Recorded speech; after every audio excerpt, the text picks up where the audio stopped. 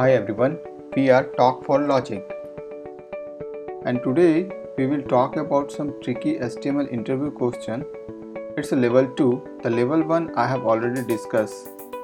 At today's agenda we will discuss some tricky questions which is generally we skip while studying HTML. So it will be so helpful for the UI or UX candidate who is preparing for their HTML interview.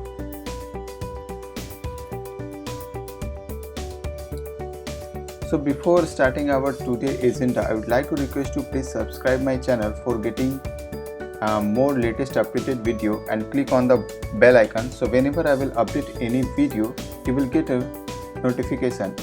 Please hit on the like button if you like this video. If you have any comment and suggestion, please put your comment and suggestion in a comment box.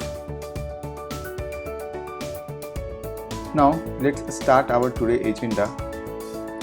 Now moving to our first question, what is the purpose of cache busting and how can we achieve it? Browsers have a cache to temporarily store file on a website, so they don't need to be re-downloaded again when switching between pages or reloading the same pages. The server is set up to send headers that tell the browsers to store the file for a given amount of time. This generally increases website speed and preserve bandwidth. However, it can cause problems when the website has been changed by developers because the user's cache still reference old files. This can either leave them with old functionality or break a website if cached CSS and JavaScript files are refreshing elements that no longer exist, have moved or have been renamed. The cache busting is the process of forcing the browsers to download the new files. This is done by naming the file something different to the old file. A common technique to force the browser to re-download the files is to append a query string to the end of the file. In a below example, we are trying to add a v equal to 2, actually version 2. So whenever we will update the version, browser will be responsible to download the latest file in their cache. Now moving to our next question, how many ways to decrease page load? So for decreasing the page load for the website, the responsible is the local storage. Caching technique, it means the caching resources. DNS prefetch, we have to configure the DNS configuration. So with the help of content provider, before rendering the data, we can ready the media content. Next, keep resources on the CDN, the content delivery network. Now moving to the next question, what is the purpose of the alt attribute on images? The alt attribute provides alternative information for an image if user cannot view it. The alt attribute should be used to describe any image except those which only serve a decorative purpose, in which case it should be left empty. For example, in a below example, we have a img tag with the src value. In the src we will put the image name and the alt tag will keep the description of that particular image. Now moving to the next question, what does CORS stand for and what issue does it addresses? Actually, the CORS stand for Cross Origin Resource Sharing. It's a W3 spec that allows cross-domain communications from the browser by building on top of the XHTML request object. CORS allows developer to work with the same items as same domain request. CORS gives web server cross-domain access control, which enables secure cross-domain data transfer. Now moving to a next question, what is desktop first and mobile first design approach? So first we will talk about the desktop first.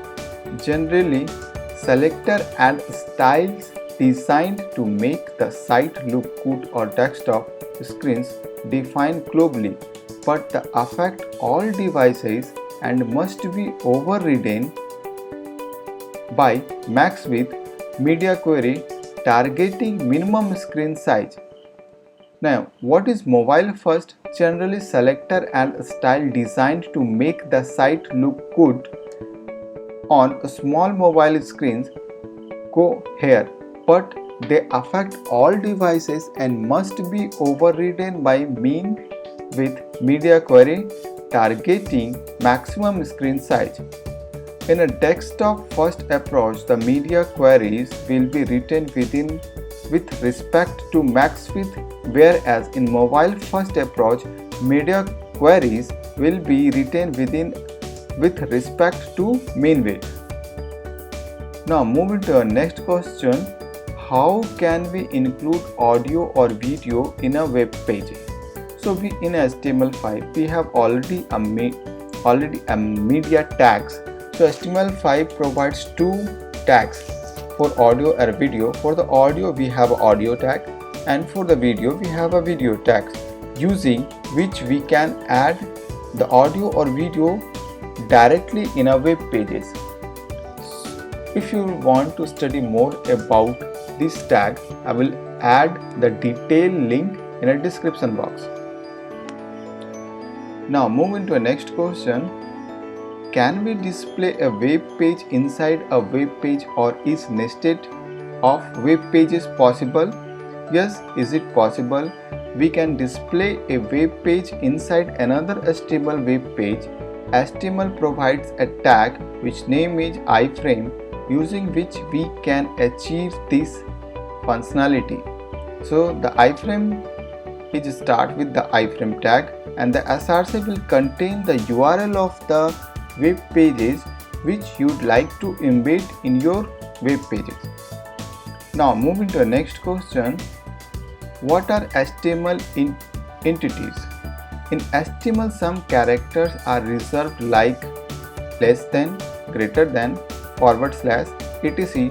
To use these characters in our web pages, we need to use the character entities called the HTML entities.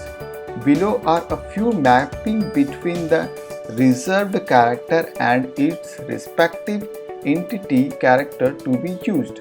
So, in HTML page, if you want to show the less than, the entity will be and lt, or the greater than and gt, and if you want to show exactly the and, it will be a and amp with the semicolon will be the necessary, and if you'd like to put a blank space, the $NBSP will the entity name, and in the right side you can see the entity number.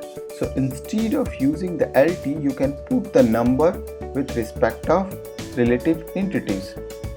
Now moving to the next question, how is cell padding different from the cell spacing? Actually this question is related from the table.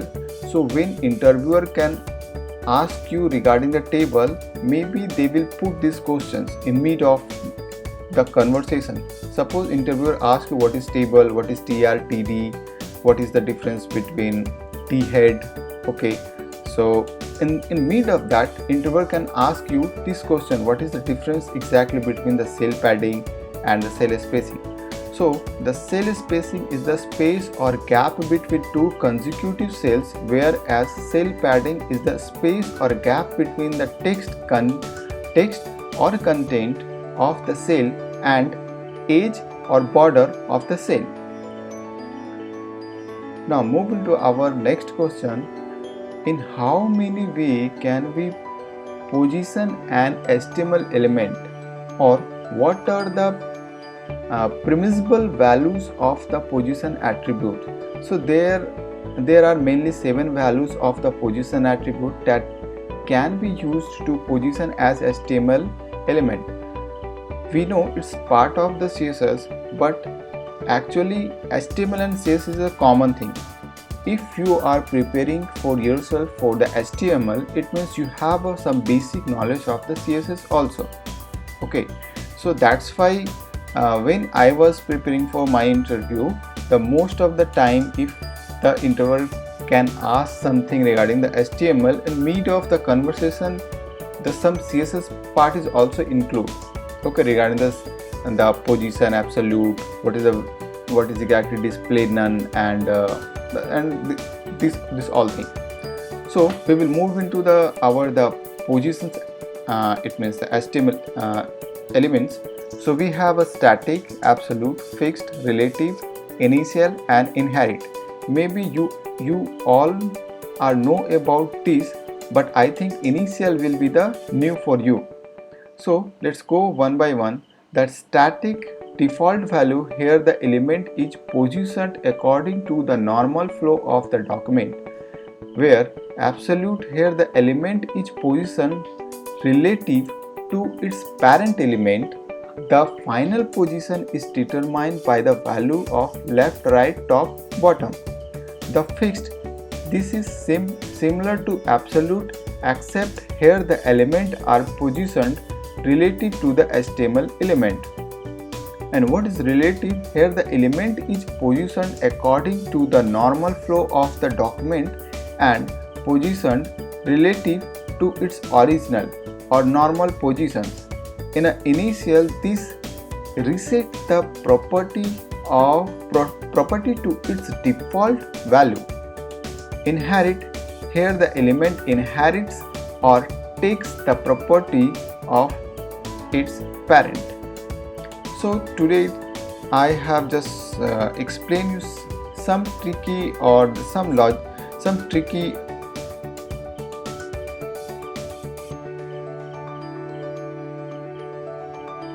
So as per our today agenda, I have shown you and explained you some basic tricky HTML interview questions that generally ask when you preparing or when you go for the UI or UX interview. So I would like to just request you, if you like this video, please click on the like button. If you did not subscribe, please click subscribe this channel and click on the bell icon. So whenever I will update any video, you will get a notification regarding that.